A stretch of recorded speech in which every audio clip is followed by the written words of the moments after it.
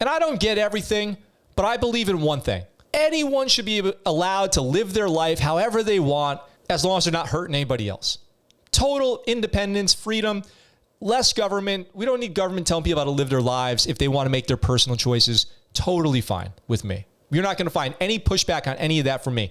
Marry whoever you want, live wherever you want, dress however you want, shop wherever you want, eat whatever you want, do whatever you want. As long as you're not hurting anybody else, it is all good. Do it. I support it 100%. And now there's been obviously a lot of pushback on the transgender personnel in the military, but it's happening. Trans is okay in the military. And I'm going to tell you guys some stuff today. And I'll start with this. I've known several people who've transitioned from male to female, female to male that I've served with in the military. Whatever. I want them to be happy. It's tough when you get people who are, hated on for the way that they choose to live their life, all this stuff. And Vice just did a story on a soldier who is transitioning from male to female. And they made a little video about it. So we're going to watch this video and see what happens when you want to expose to your command, to your battle buddies, that you're transitioning. Let's see.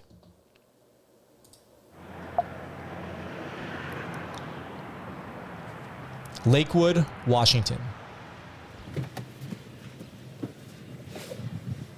So this is our gentleman here, or ma'am. Geez, I actually don't even know what to say. So just donating a bunch of... So this is a transgender woman, which I know is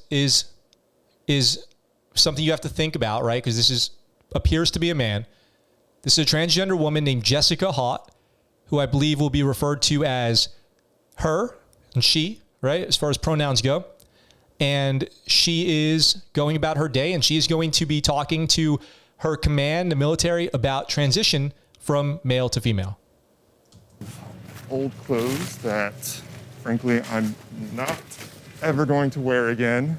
Just old jackets and polos that someone else can appreciate.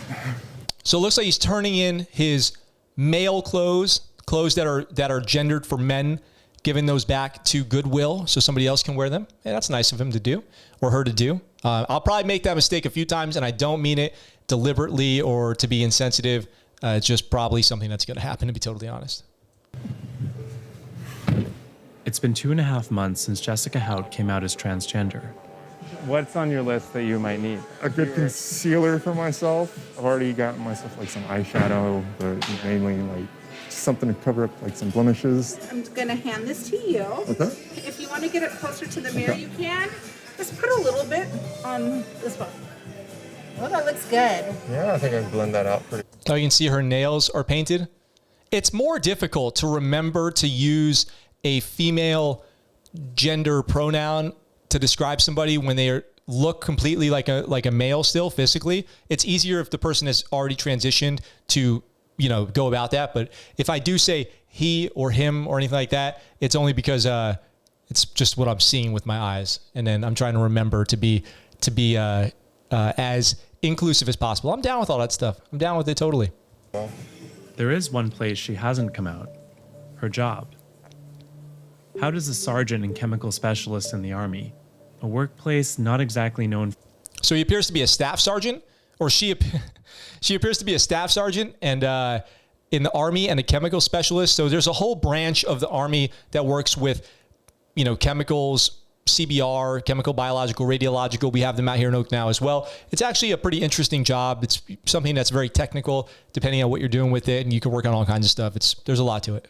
Acceptance. For now, she's on leave, taking time to make the rest of her life reflect her true identity.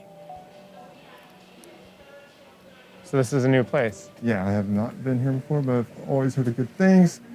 Hi, Joe? Yeah, you just checking if your haircut? Yes. Hi, I'm Joe. Hi, Jessica. Nice to meet you. Come on in. Okay. What are we looking to do today for your hair? Okay, so I'm in the military, Okay. right?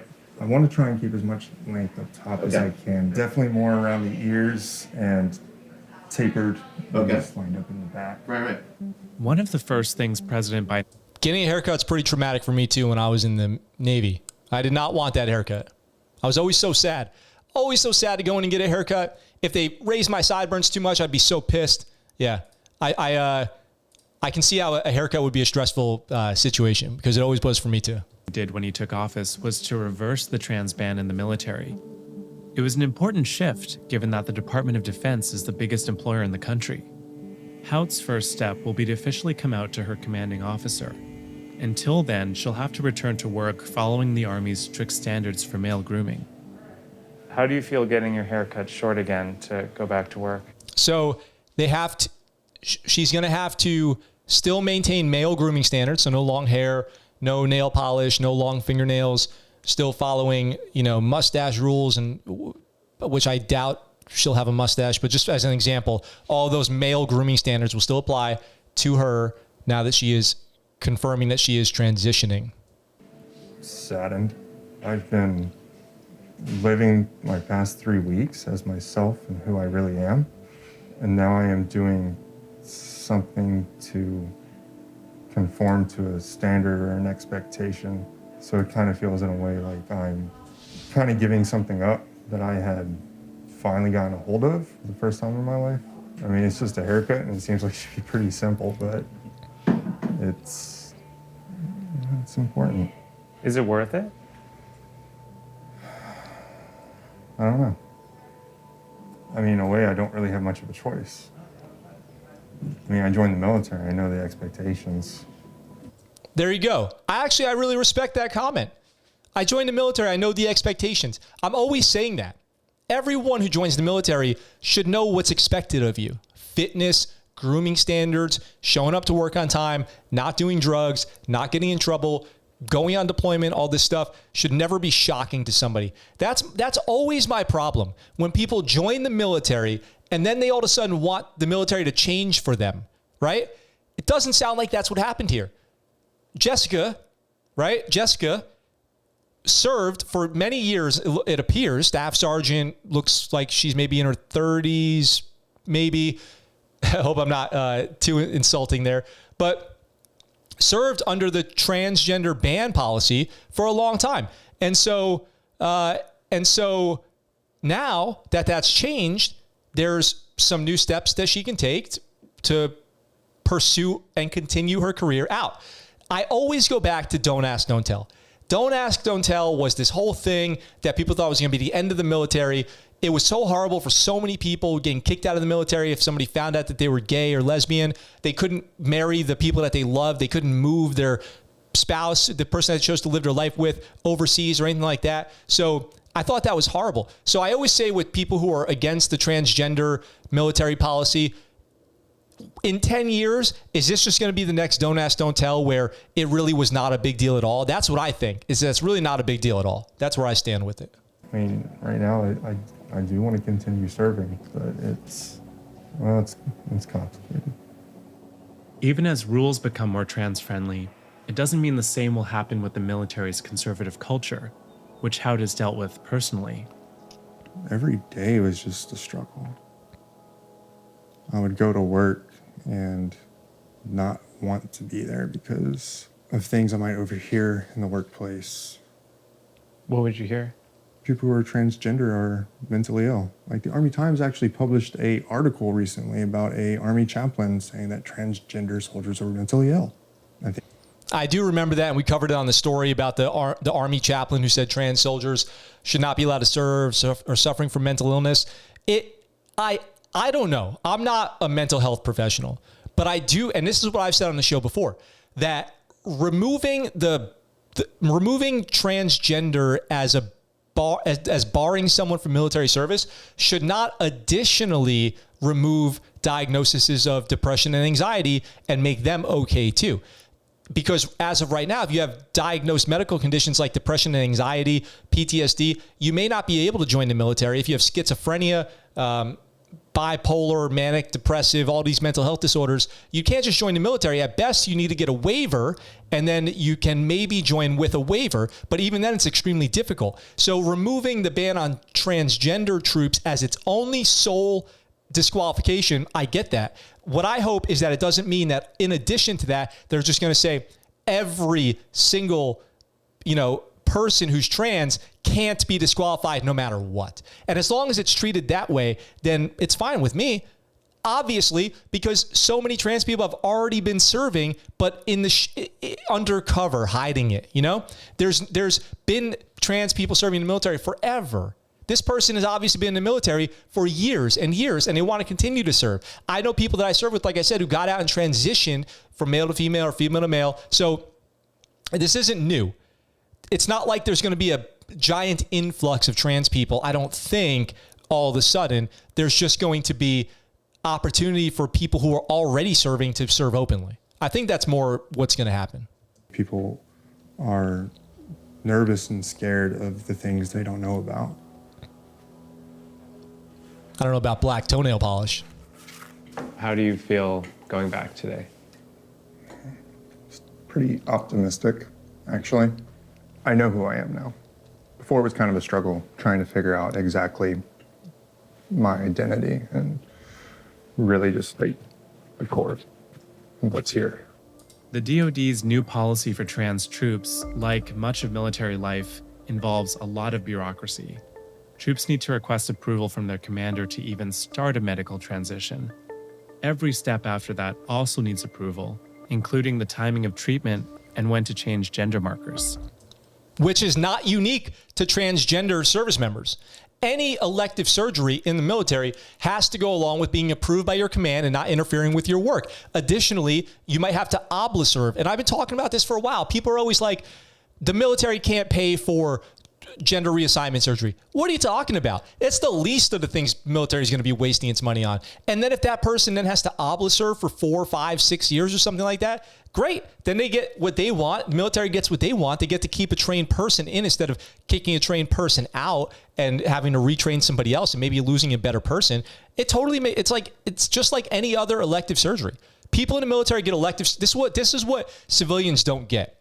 People in the military get elective surgeries all the time on the military's dime. I, for example, got PRK, corrective eye surgery. It's not mandatory. It wasn't mandatory for my job or anything like that. It did improve my life a great deal.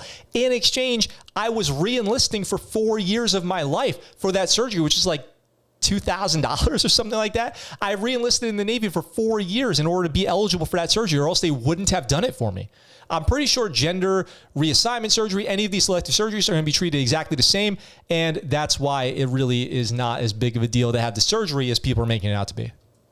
Different branches have introduced their plans to implement this policy, but the Army still hasn't. Joint Base Lewis Accord. So for Joint Base Lewis the McCord. road ahead Green is Berets long up there. and uncertain. So we're outside the main gates to the base, waiting for Jess to meet us after getting off work, and we're going to hear how it went when she came out to one of her commanders. All right, so here's the test. How did it go? Went actually great. There you go. Walked by the office like 2 or 3 times before I decided to go in. You're just like back and forth. Yeah, just kind of back and forth. And then finally just was like, you know what, just get in and do it. And just walked in, just knocked on the door and just said, hey, ma'am, do you have a minute just to talk? And told her like, hey, you know, I've been kind of figuring stuff out for myself over the past few months, and went right to it and was like, hey, I'm transgender and I am going to transition.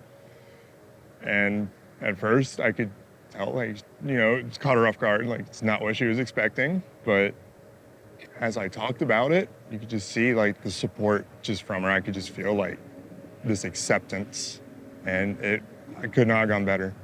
So what's next for your transition? So mostly just getting my medical treatment plan outlined, and following that, as of right now, putting in an exception to policy to allow me to start presenting myself at work as who I am. And I wish I could just go ahead and do it now. I wish I could just come into work and just be authentically myself and not feel like I need to wait for permission. I think the Army's taking the right steps. I think that's really what it is, right? This whole thing, to me, in my mind, isn't about opening the doors for 1 million trans service members to just appear at the recruiter's office and join the military. This is more about the people who are already serving, who are hiding their personalities, their real selves, the way that they choose to live their lives, who are otherwise honorable, good, talented service members, to just, you know, be out of the closet, so to speak, on trans issues, just like people were about gay issues 10 years ago before we appealed Don't Ask, Don't Tell. So To me, this is not a huge problem. There's certainly, at this point, no reason to think that this is a threat to the military or the United States. I think we'll get there. What a great example of what it could mean to be trans in the military, just based on that Vice documentary. I think that people need to see that, because that is just a soldier who wants to live their life. Okay? Why should we have barriers in place to that? If he chooses to, or if she chooses to have these elective surgeries to transition, I am confident that they will come with a price tag of obla service, meaning that they will stay in longer, spending more time in the Army. And I think that there's no downside to that, honestly, seriously. So what do you guys think? Should trans service members be allowed to serve, or should it be disqualifying? I'd love to hear your thoughts in the comments. What's up, guys? Thanks for watching that clip from our live show. We're live right here on YouTube, Sunday through Thursday, 1800 Pacific Standard Time. If you want, come on by, join the chat. I'd love to hear from you. If you like that video and you want to see more, consider checking out this video right here or subscribing to the channel with this button right here. I look forward to talking to you really soon. I'm out for now.